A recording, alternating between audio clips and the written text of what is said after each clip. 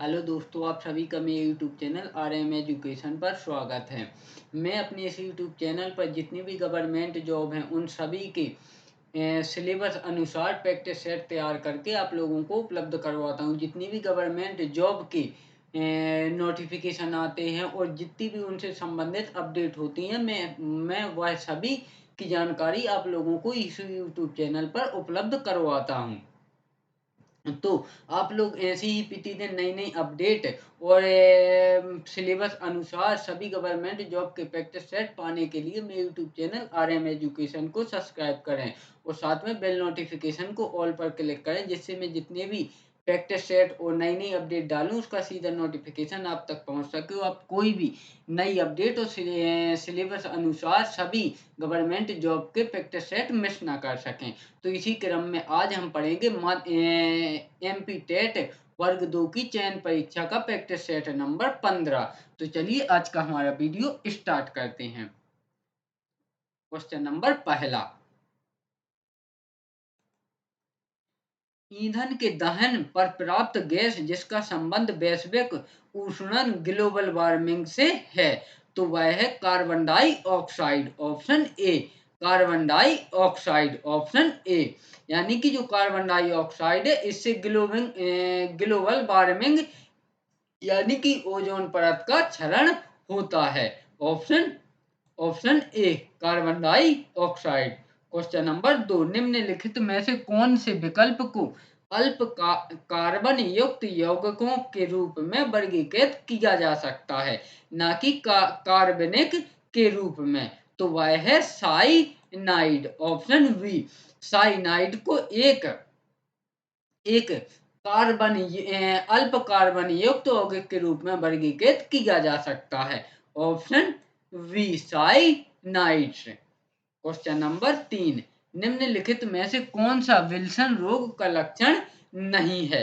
तो इसमें रतौंधी विल्सन रोग का उदाहरण नहीं है। बाकी पैरों या पेट में फ्लूइड बनना यह विल्सन रोग का उदाहरण है। बोलने निगलने या शारीरिक समन्वय में समस्याएं यह भी विल्सन रोग का उदाहरण है।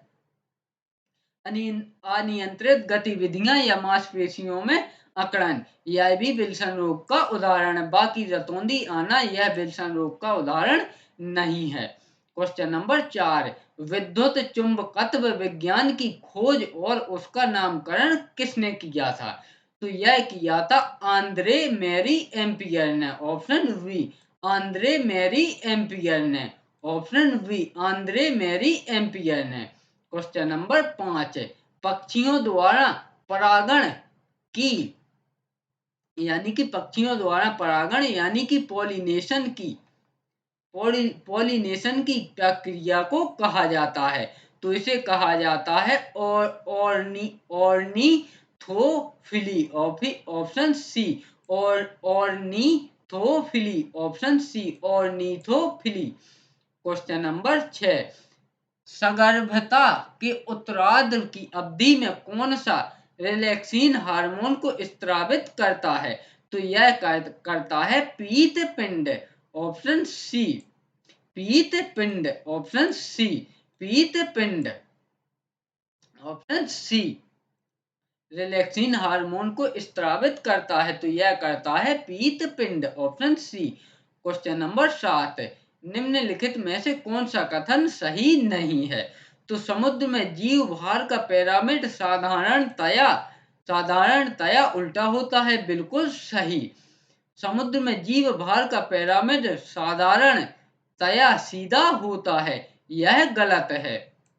तो इसका जो राइट आंसर होगा वह होगा ऑप्शन बी, क्योंकि यहाँ क्वेश्चन में पूछा था कि निम्नलिखित में से कौन सा कथन सही नहीं है, तो ऑप्शन बी इसका सही नहीं है। क्वेश्चन नंबर 8, निम्नलिखित में से कौन सा पादप उभयलिंगाश्रयी है? तो इसमें कारा पादप एक उभय लिंगाश्रयी पादप है, ऑप्शन सी कारा। क्वेश्चन नंबर 9, अंतः झिल्लिका तंत्र में कौन से कोशिकांग सम्मिलित होते हैं? तो अंतः झिल्लिका तंत्र में अंतः प्रद्रव्य जालिका यानी कि अगर इसको एंडोप्लाज्मिक रेडिकुलम भी इंग्लिश में बोल सकते हैं। और सूत्र कणिका और राइबोसोम और लयनकाय सम्मिलित होते हैं। ऑप्शन ऑप्शन ए अंतःप्रदिव्य जालिका सूत्रकणिका राइबोसोम एवं लयनकाय। क्वेश्चन नंबर 10 डॉप्सन इकाई किसकी मोटाई मापने के लिए उपयोग की जाती है? तो डॉप्सन इकाई ओजोन परत की मोटाई नापने के लिए प्रयोग की जाती है। Option B. Question number 11 glucose को इथाइल एल्कोहल में कौन सा प्रकीर्णव एंजाइम बदलता है? तो यह बदलता है zymase. Option B zymase. Question number 12 दीर्घकाली स्वप्रतिरक्षा विकार जो तंत्रिका पेशीय संधि को प्रभावित करती है एवं जिसके कारण कंकाल पेशी में कमजोरी एवं पक्षघात होता है कहलाती है। तो वह कहलाती है myasthenia gravis. Option C myasthenia gravis. Option C. Option C. Question number 13 succus entericus का संदर्भ है? तो सक्कस एंटेरिकस का संदर्भ है आंत रस से। ऑप्शन सी आंत रस से। Option C. Question number 14 AB रक्त समूह के व्यक्तियों को सर्वग्राही क्यों कहते हैं? क्योंकि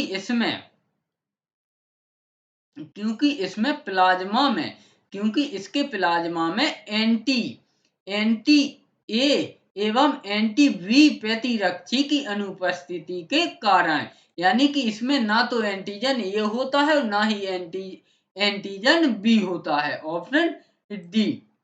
क्वेश्चन नंबर 15 पृथ्वी के गुरुत्वाकर्षण क्षेत्र की तीव्रता अधिकतम होती है? तो यह होती है अधिकतम ध्रुवों पर। ऑप्शन ए अधिकतम ध्रुवों पर। और अगर सबसे कम न्यूनतम की बात करें तो यह होती है विषुवत रेखा पर। क्वेश्चन नंबर 16 जब किसी वस्तु को पृथ्वी से चांद पर ले जाया जाता है तो भार बदल जाता है परंतु द्रव्यमान उतना ही रहता है। ऑप्शन बी भार बदल जाता है परंतु द्रव्यमान उतना ही रहता है। क्वेश्चन नंबर 17 एक सुई या पेन जल के पृष्ठ पर इसके कारण प्लवमान होती है। तो देखिए क्वेश्चन कहीं कहीं कितने घुमा के दे देते हैं। अब कोई बच्चे को प्लवमान का पता ही नहीं होगा तो वह भ्रमित हो जाएगा। प्लवमान का अर्थ यह हुआ कि तैरती रहती है, यानी कि एक सुई या पेन जल के पृष्ठ पर इसके कारण तैरती रहती है। तो वह तैरती रहती है पृष्ठ तनाव के कारण। ऑप्शन बी पृष्ठ तनाव के कारण। क्वेश्चन नंबर 18 एकल कोशिका प्रोटीन उत्पन्न होती है? तो यह होती है स्पाइरुलिना से। ऑप्शन डी स्पाइरुलिना से। ऑप्शन डी स्पाइरुलिना से। क्वेश्चन नंबर 19 एक माइक्रोन बराबर है? तो एक माइक्रोन बराबर है 0.001 millimetre. Option B 0.001 millimetre. Question number 20 मानव शरीर में विकिरण एक्स किरणों या वाई किरणों आदि के कारण हुई क्षति को किसमें मापा जाता है? तो इसे मापा जाता है रेड के रूप में। ऑप्शन बी रेड के रूप में।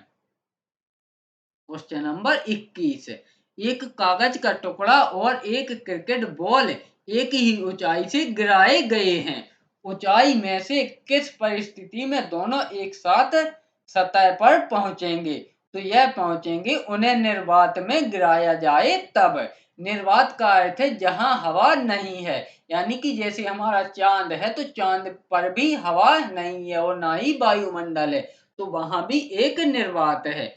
तो उन्हें अगर एक कागज का टुकड़ा और एक क्रिकेट बॉल को निर्वात में गिराया जाए तो वह एक साथ नीचे पहुंचेंगे। क्वेश्चन नंबर 22 दौड़ के दौरान धावक का गुरुत्व केंद्र होता है। तो दौड़ के दौरान धावक का गुरुत्व केंद्र उसके पैरों के आगे की ओर होता है। ऑप्शन ए उसके पैरों के आगे होता है। Option B. क्वेश्चन नंबर 23 है, SHM दर्शाने वाली प्राणी में यह अवश्य होना चाहिए। तो उसमें होना चाहिए प्रत्यास्थता, जड़त्व और एक बाह्य बल। प्रत्यास्थता, जड़त्व और एक बाह्य बल। Option D. क्वेश्चन नंबर 24, वह पिंड जो ऊष्मा का अच्छा अवशोषक होता है निम्नलिखित में से कौन सा गुण वाला भी होता है। तो वह अच्छा विकिरक होता है। Option B. वह अच्छा विकिरक होता है। Option B. क्वेश्चन नंबर 25 है, थर्मामीटरों में आमतौर पर पारे का प्रयोग किया जाता है क्योंकि इसमें उच्च चालकता होती है। Option B. क्योंकि इसमें उच्च चालकता होती है। Option C. इसमें उच्च चालकता होती है। कभी कभी मैं जैसे ऑप्शन गलत भी बोल दूं तो आप उस पर ध्यान ना दें क्योंकि उसके साथ में आपको आंसर भी पढ़ के सुनाता हूं। तो इसका राइट आंसर है ऑप्शन सी, उच्च चालकता होती है। क्वेश्चन नंबर 26 है, निम्नलिखित में से किस ईंधन के कारण पर्यावरण में न्यूनतम प्रदूषण होता है। तो हाइड्रोजन ईंधन के कारण पर्यावरण में न्यूनतम प्रदूषण होता है। Option B. Option B. Question number 27 है, ठीक 0 सेल्सियस पर कटोरे में रखे बर्फ और पानी में क्या परिवर्तन आएगा। तो ठीक 0 सेल्सियस पर कटोरे में रखे बर्फ और पानी में कोई परिवर्तन नहीं आएगा। Option option D. कटोरे में रखे बर्फ और पानी में कोई परिवर्तन नहीं आएगा। Option D.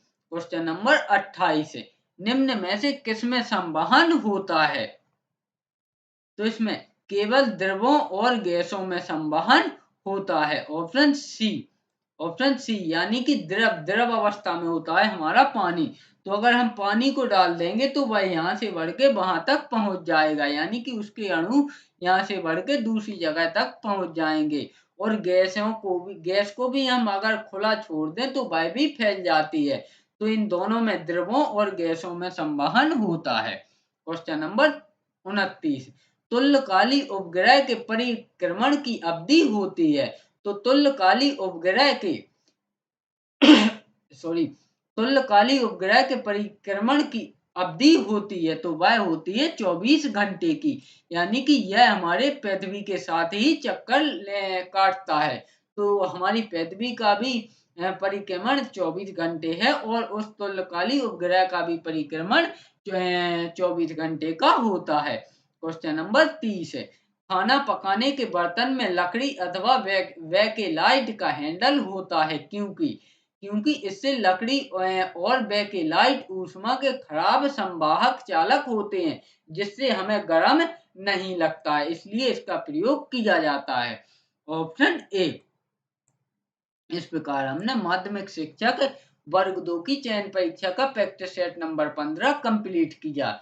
और यह जो प्रैक्टिस सेट है यह मात्र 30 क्वेश्चन के हो। जैसे ही हमारा माध्यमिक शिक्षक वर्ग 2 की चयन परीक्षा का प्रैक्टिस सेट आता है तो उसके बाद में आप लोगों को पूरे 100 क्वेश्चन के प्रैक्टिस सेट भी इसी यूट्यूब चैनल पर उपलब्ध करवाऊंगा जिसके मैं सिलेबस अनुसार कुछ क्वेश्चन फिजिक्स के, कुछ केमिस्ट्री के और कुछ जूलॉजी के और बॉटनी के इस प्रकार से मिला जुला के क्वेश्चन यानी कि सिलेबस के अनुसार प्रैक्टिस सेट तैयार करके उपलब्ध करवाता हूँ। साथ में जितनी भी गवर्नमेंट जॉब होने वाली है चाहे वह MPSI हो चाहे वह महिला पर्यवेक्षक हो इन सभी के भी प्रैक्टिस सेट आप लोगों को इसी यूट्यूब चैनल पर उपलब्ध करवाऊंगा।